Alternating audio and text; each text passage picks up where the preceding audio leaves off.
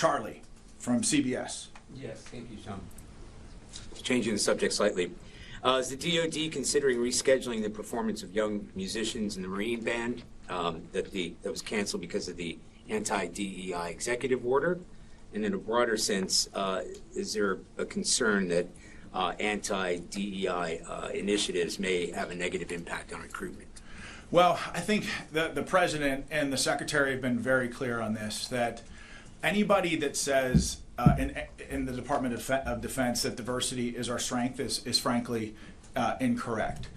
Our shared purpose and unity are our strength. And I say this as somebody who led a combat platoon in Afghanistan that was probably the most diverse platoon that you could possibly imagine. I mean, we had blacks serving next to white, Christians serving next to atheists, Northerners next to Southerners, and yes, Democrats and Republicans in the very same foxhole. But the reason why we were so lethal in Afghanistan, and again, my platoon took an 85% casualty rate over 485 days, but part of the reason why we were able to accomplish the mission and the commander's intent was because we put aside our many differences as Americans.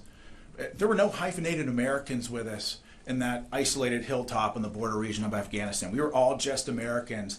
And really, when you talk about America's greatest strength, yes, we've got, I'm sure the general can attest, yes, we've got lots of cool, sexy equipment and lots of exceptional military training. I think it helps set us apart from everybody else.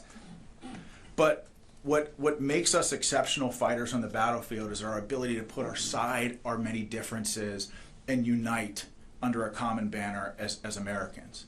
I mean, for goodness sake, when we put aside our many differences as Americans, we went to the moon with less technology than many of you all have in your pockets and your cell phones right now. We're talking about a force that stormed the beaches of Normandy, scaled the cliffs at Pointe du Hoc, fought through hedgerows and beat back the Nazi war machine and saved the world when we put aside our many differences as Americans. And I know President Trump understands that our focus on unity and shared purpose is what makes us lethal, and so does Secretary Hegseth. So their guidance has been clear on this, and we're going to continue to focus on that guidance. Wait, in terms of the concert, are you thinking about rescheduling that?